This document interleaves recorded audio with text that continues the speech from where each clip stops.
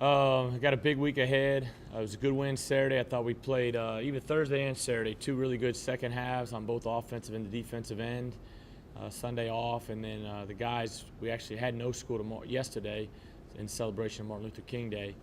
But, we did practice, we did lift, and we'll get back at it today and tomorrow, and then head over to Cookeville, TV game.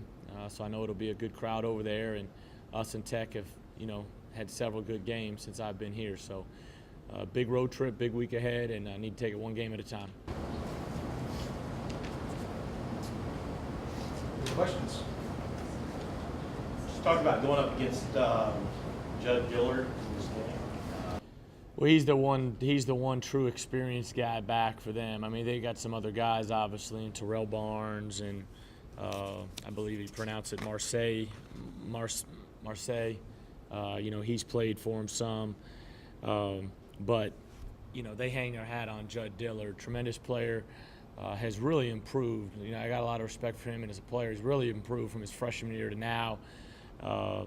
Top rebounder in the league, top point scorer, averaging 21 and almost 9 rebounds. It's amazing how he gets things done. He's doing the same thing he did as a freshman, offensive rebounding, back cuts. Now he's stepped out to where he's making jump shots, which he wasn't able to do 3 years ago, and terrific player, and he's a big key.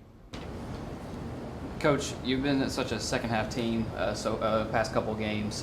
What is preventing y'all from flipping that switch in the first half and playing like y'all did in the second?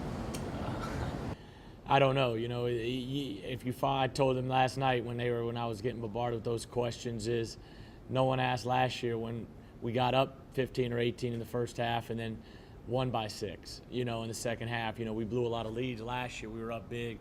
I remember in Alaska we were up big. Double digits each tournament game, and we won in overtime, and we won at the buzzer against San Francisco. So it's a 40-minute game. We were 8 for 30 from the field against Edwardsville. 12 shots we missed inside of 3 feet. I think that has a lot to do with it, but we do need to have better starts. It is important. You can't dig yourself a hole night in, night out, because eventually you won't be able to dig yourself out. Point in case, Eastern Kentucky. We ran out of gas and fell a little short. So we're continuing to work, continuing to try to get better, and we're making adjustments. If you're really watching our team play, on both ends of the floor, we're slowly trying to make some adjustments. Yeah, but the Daryl Johnson or a newcomer, talk about him and what he brings to them. I know he's got a couple of either newcomer or freshman. Yeah, they've got a bunch of new guys. Samaripis is new, Johnson. Riggins, Morse, Mitchell Hill, DeAndre Haynes. They've got a bunch of new guys, and that's part of why they've struggled on the road a little bit. A lot of new faces, but a perimeter guy that can help them. Can make shots, can run the point, can run the 2 for them a little bit as well. So that they've got a good complement of guys. Judd Dillard is the one standout, but. I'm watching tape on them now. I've watched just a couple games. I'll watch a little bit more this afternoon and tonight, in preparations for them. Coach, talk a little about Sapp and what you've seen from him practicing with the team. I'm excited about him. It's fun having him and Zay Jackson out there together. The gold team, raises up a level, especially on the defensive end of the floor. Can make plays off the dribble. Can really defend, and it's good for Isaiah because now he's going against Zay and Sapp, which can really put pressure on him athletically, and so it makes him be a little bit tighter and a little bit more locked in, and it helps. He's helped practice a lot in a little bit that he's been there. Has he been able to kind of mesh with the team fairly well? Yeah, he's been great. Our guys have done a good job welcoming him. I met with him this morning. Him and Toronto roommates, and he's doing well. He's in classes, and he's adjusting well. I just think it's a little colder than he's used to. One thing I did notice before this past game, before y'all were getting introed, he was watching the video and he had a big old smile on his face, and I read his lips and he said, "That's awesome." And it seems like, is he pretty excited to be here?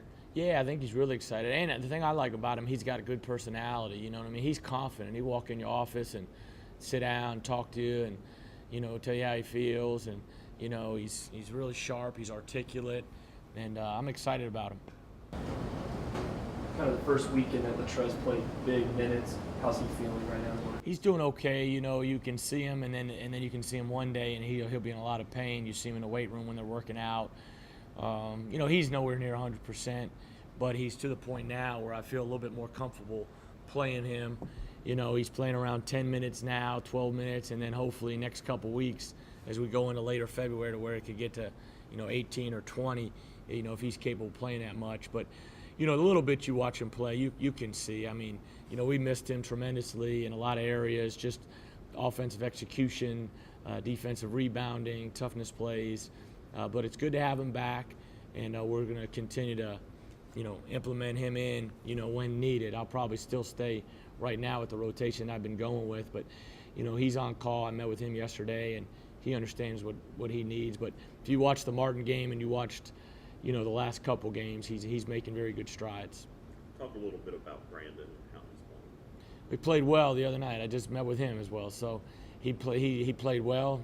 We need him. We know for us to be great, I said it all season long, Brandon's got to produce, Stacy's got to produce, Dexter Fields has to produce, because Trez's situation, he's just slowly getting back, and everybody else is freshmen.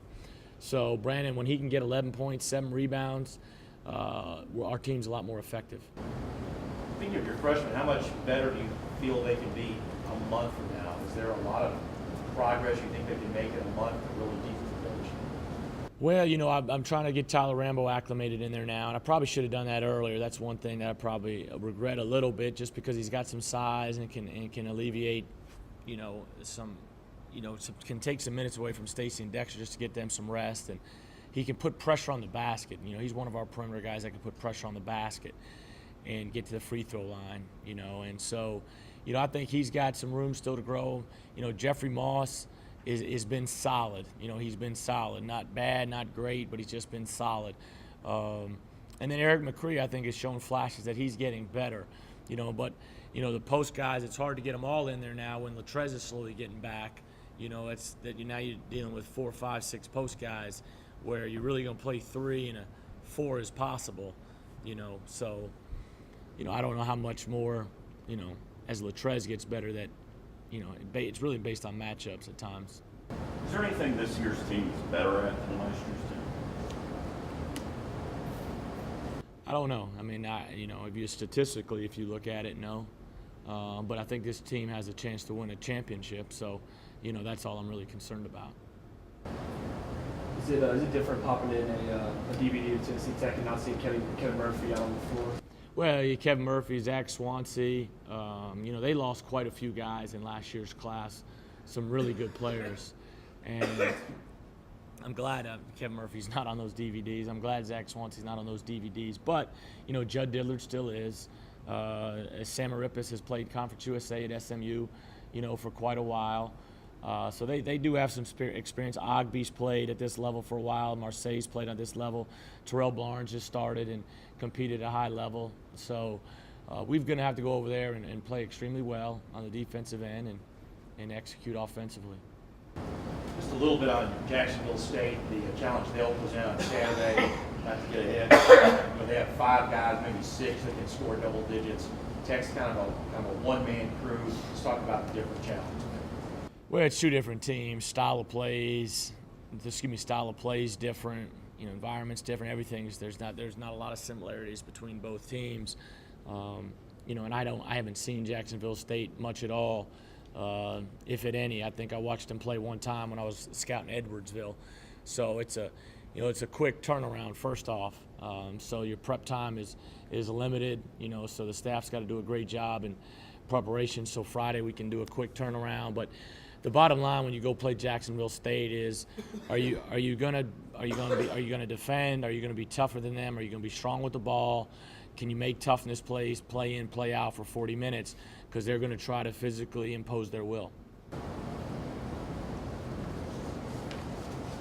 Hey, Coach, if we could just real quick, maybe tell everybody about the Infinity Coaches Charity Challenge and how you got involved with it, and then kind of how you got involved with the B Foundation a little bit. Yeah, well, first I've dropped to 3rd place, so we need some votes. The good thing, there's 2 things. There's The good thing is Shaka Smart went down from about 49% to 41%, but I went down too. But Bobby Huggins is creeping up, so now I'm in third. So, my charity is the V Foundation. Dick Vitale came down here last year, which was a blessing for this community and this university, and he invited me to his V Foundation gala, and I went down there and was really just impressed by the generosity and was really, humbled by the parents of the cancer victims and the cancer patients.